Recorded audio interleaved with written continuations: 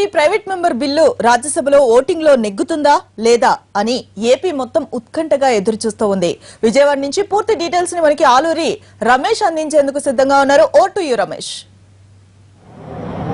Private member bill ద్వారా ఆంధ్రప్రదేశ్ రాష్ట్రంలో ఒక తీవ్ర చర్చ జరుగుతూ ఉంది. కాంగ్రెస్ ఎత్తుకున్నటువంటి ఎజెండా అన్ని వర్గాల్లో కూడా, సాధారణ ప్రజల నుంచి పొలిటికల్ పార్టీల నుంచి మేధావులు, ఇలా అన్ని వర్గాల్లో కూడా విస్తృతమైనటువంటి చర్చ జరుగుతున్నటువంటి పరిస్థితి. ఏం జరుగుతోంది? బిల్లు ఓటింగ్ వస్తుందా? ఓటింగ్ జరిగితే ఎవరు ఏ రకంగా వ్యవహరిస్తారని దానిపై ఆసక్తికరమైనటువంటి వాతావరణం మనకి ఇక్కడ కనిపిస్తుంది. ప్రస్తుతం మనం క్యాంపు కార్యాలయం దగ్గర ఉన్నటువంటి ఒక సెంటర్లో ఉన్నాం. ఇక్కడ వివిధ పార్టీలకు చెందినటువంటి ప్రతినిధులు, విజయవాడలో ఉన్నటువంటి ప్రతినిధులు మనతో ఉన్నారు. ఈ బిల్లుపై రాజకీయాల పరంగా ఎటువంటి చర్చ జరుగుతుంది, ప్రజలు ఏం ఎక్స్పెక్ట్ చేస్తున్నారు అనేది మనం వాళ్ళతో మాట్లాడదాం. ప్రస్తుతం బిల్లు రాజ్యసభకు తీసుకురావడానికి కారణమైన కాంగ్రెస్ నేతలు మనతో ఉన్నారు. కొల్లకండి శివాజీ గారితో మాట్లాడదాం. ఏం చెప్పాలనుకుంటున్నారు? ప్రైవేట్ బిల్లు మెంబర్ బిల్లు తేవడం ద్వారా మీరు ఏం సాధించాలనుకుంటున్నారు? మీ లక్ష్యం ఏంటి? ఆంధ్రప్రదేశ్ పౌర సమాజం 2014 విభజన తర్వాత అంతకుముందు తరగతుల్లో ఏ విధంగా ఉన్నాయో అందరికీ గుర్తుకొస్తా ఉంది. ఈ సందర్భంగా బీజేపీ అలాగే తెలుగుదేశం పార్టీ స్పష్టంగా మాకు ఓటేయండి, ప్రత్యేక హోదా తీసుకొస్తాం, 5 సంవత్సరాలు కాదు 10 సంవత్సరాలు ఇస్తాం.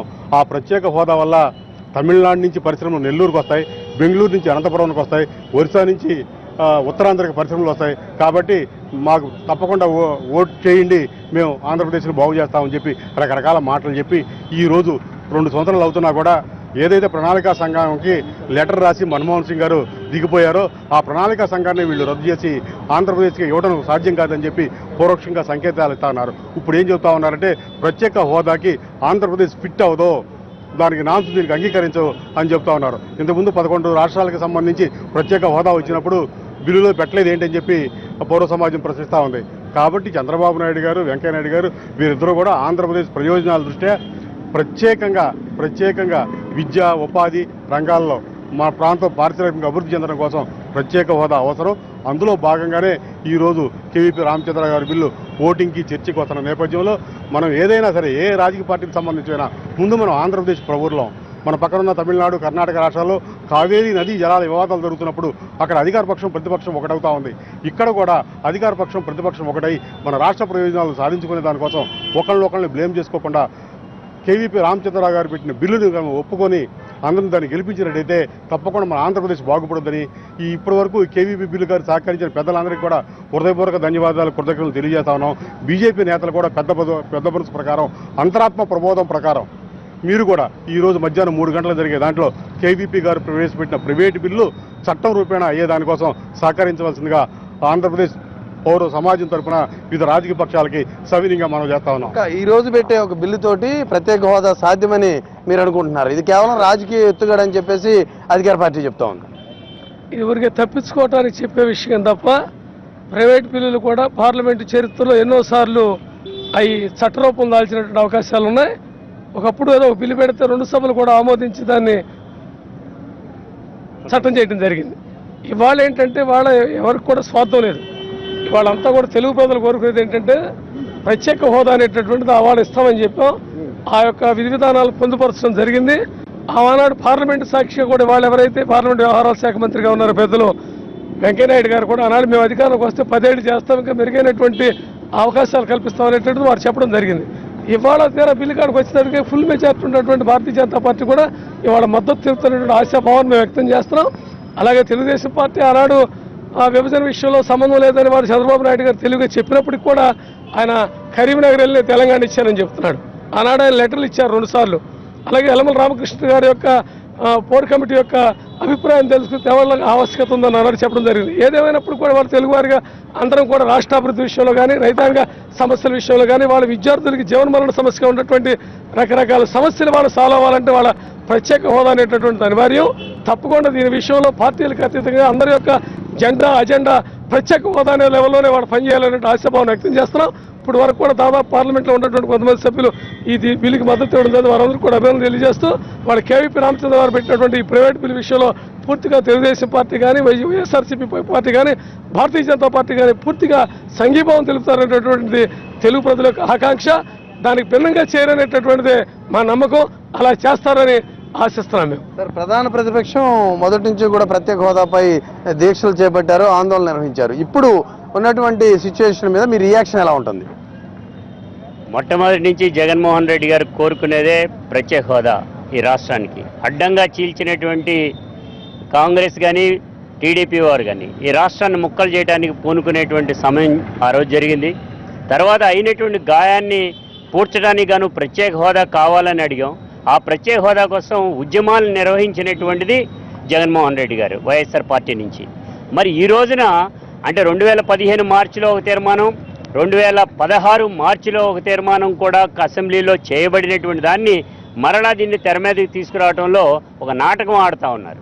ఆ నాటకంలో భాగంగానే వాళ్ళ కాంగ్రెస్ కానీ టీడీపీ ఆడేటువంటి నాటకంలో దాన్ని వాడుకుంటానికి బీజేపీ ఉంది.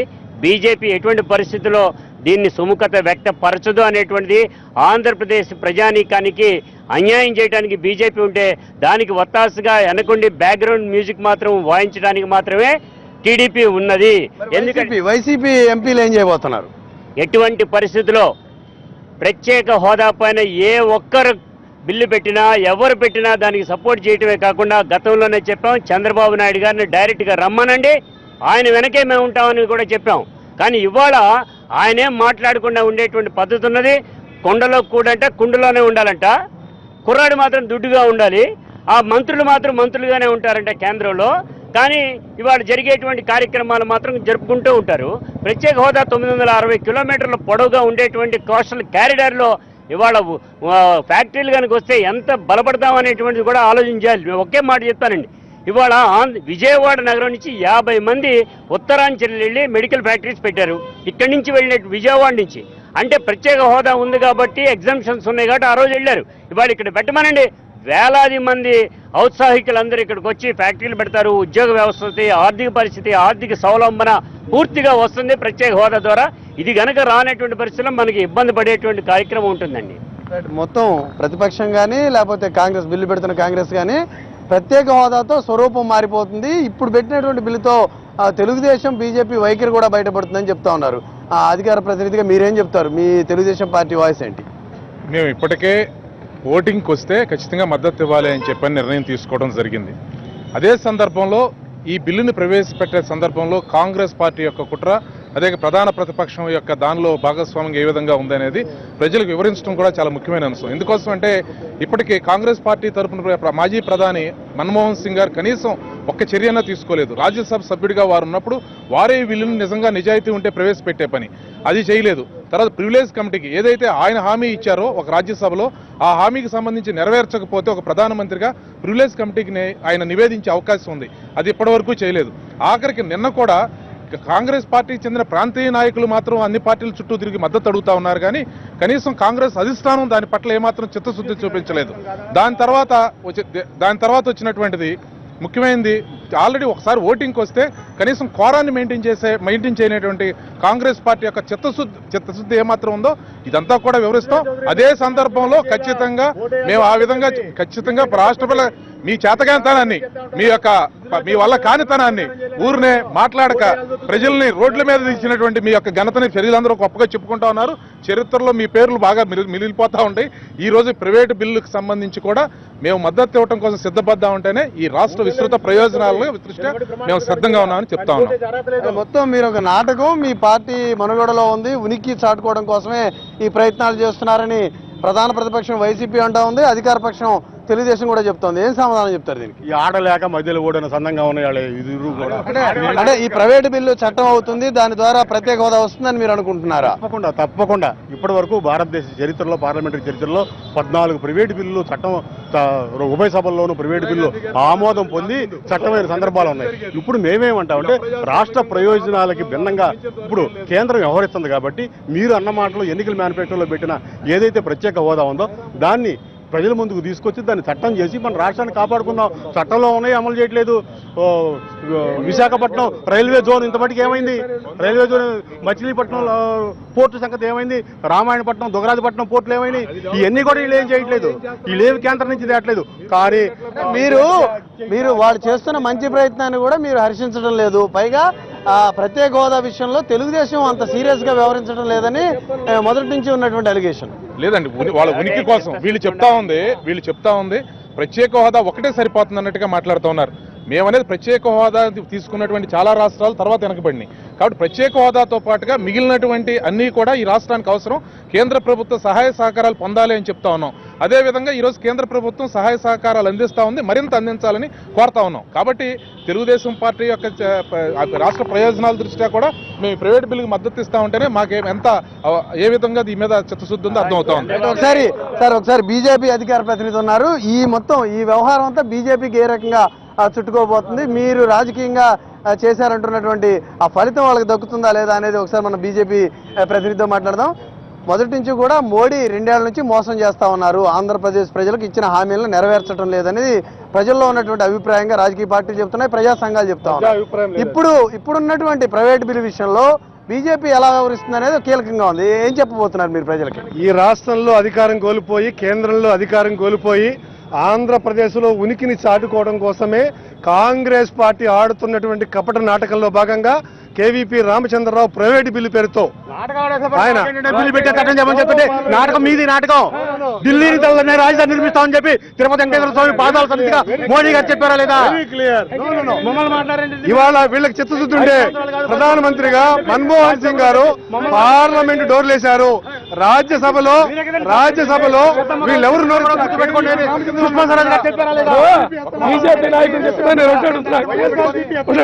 ఒకటి అడుగుతున్నా. ఆనాడు ప్రత్యేక హోదా బిల్లు పెట్టినప్పుడు భారత పార్లమెంట్ లో కాంగ్రెస్ పార్టీ సీట్లు ఎవరు మద్దతు ఇస్తే ఇది ఆంధ్రప్రదేశ్ విభజన జరిగింది. అసలు మీ మద్దతు వల్లే విభజన జరిగింది అనేది వాళ్ళకి మాకు ముందు చూపు ఉంది కాబట్టి ఆంధ్రప్రదేశ్ విభజన విషయంలో రాజ్యసభలో దమ్మున్న పార్టీగా భారతీయ జనతా పార్టీ అడిగింది తప్ప సుజనా చౌదరి, సీఎం రమేష్, కేవీపీ రామచంద్రరావు ఏ పార్టీ ఎంపీలు కూడా, కమ్యూనిస్ట్ పార్టీ ఎంపీలు కూడా ఏ ఒక్క రోజు కూడా ఆ రోజున వీ వాంట్ యునైటెడ్ ఆంధ్రప్రదేశ్ అన్నారు తప్ప బీజేపీ మాత్రం డిమాండ్ చేయడం వల్లే ఈ రాష్ట్రం అభివృద్ధి చెందింది. ఈ రాష్ట్రంలో చెప్పండి, ఈ రోజు ప్రైవేట్ బిల్లు వస్తుంది, రాష్ట్ర ప్రయోజనాలకు సంబంధించి కాంగ్రెస్ ఒక బిల్లుని తీసుకొచ్చింది. మీరు పార్టీ రాష్ట్రంలో 2 బీజేపీ ఎంపీలు ఉన్నారు, వాళ్ళు ఏం చేయబోతారు? అధికార పార్టీ కేంద్రంలో ఏం చేయబోతుంది? ఒక్కటి, ఈ ప్రైవేట్ బిల్లు వల్ల ప్రయోజనం లేదు. ఆంధ్రప్రదేశ్ అభివృద్ధికి బీజేపీ నరేంద్ర మోడీ నాయకత్వంలోని ఎన్డీఏ ప్రభుత్వం సిద్ధంగా ఉంది. బీజేపీ అభివృద్ధి చేస్తుంది తప్ప ఈ అన్ని కూడా కుర్చీల కోసం పోరాటం. అదే ప్రైవేట్ బిల్లుతో ఉపయోగం లేదని చెప్తా ఉన్నారు. పరిస్థితిలో నాటకాలు ఆడేటువంటి పద్ధతి ఉన్నది. ఇప్పటికైనా తెలుగుదేశం చంద్రబాబు నాయుడు గారు ఆ డ్రామాని కనుక్కోవాలి. ఆయన ఉద్యమానికి నాంది పలకమనండి, ఆంధ్రప్రదేశ్ నడపమనండి. వైసీపీ వైఎస్ఆర్ పార్టీగా కూడా మేము కూడా ఉంటాం. బీజేపీ యొక్క కుటీల నాటకాన్ని ఇవాళ వాళ్ళ ద్వారానే బయట పెట్టారు కాబట్టి ఇవాళ దానికి మద్దతుగా టీడీపీ వాళ్ళు ఉంటారా? ఎందుకని 2 సార్లు తీర్మానం చేసినా గానీ ఇవాటి వరకు కూడా మాట్లాడకుండా చంద్రబాబు నాయుడు గారు ఉన్నారంటేనే రాష్ట్ర ప్రయోజనాలు కాపాడే ఒక కీలకమైనటువంటి విషయంలో, ఒక బిల్లు వచ్చినటువంటి విషయంలో ఎందుకు అన్ని పార్టీలు కూడా ఏకాభిప్రాయానికి రాలేకపోతున్నారు? మేము ఇప్పటికే దీనిలో ఇంకొక ఆలోచన లేదండి. రాష్ట్ర ప్రజలందరూ ప్రత్యేక హోదా కోరుకుంటా ఉన్నారు. రాష్ట్రానికి ఏదైతే హామీ ఇచ్చారో రాష్ట్ర విభజన సమయంలో ఆ హామీలు నెరవేర్చాలని కోరుకుంటా ఉన్నాం. దానిలో రాజకీయాలు చేయొద్దని కోరుతా ఉన్నాం. అంతేగాని రాజకీయంగా మాట్లాడేటువంటి మాటలకు సంబంధం లేదు. మేము ఖచ్చితంగా ప్రత్యేక హోదా కోసం అన్ని రకాల ప్రయత్నాలు చేస్తా ఉన్నాం. ఈ రాష్ట్ర అభివృద్ధి కోసం చేస్తా ఉన్నాం. ఇది మొత్తంగా చూసుకుంటే ఇక్కడ వివిధ పార్టీలకు చెందిన ప్రతినిధులు కానీ, విజయవాడ నగరంలో ఉన్నటువంటి ప్రజల అభిప్రాయం కానీ ఈ రకంగా ఉంది. అయితే రాజకీయ పార్టీలన్నీ కూడా ఈ విషయంలో ఏకాభిప్రాయానికి రాకపోవడం రాష్ట్రానికి నష్టం చేసే పరిణామంగా కొంతమంది విశ్లేషిస్తా ఉన్నారు. బీజేపీ ఈ మొత్తం పరిణామంలో ఒక దోషిగా నిలబడే పరిస్థితులని ఇక్కడికి వచ్చినటువంటి ప్రతినిధులు చెప్తా ఉన్నారు. ఇక్కడ ఇది లేటెస్ట్ పరిస్థితి.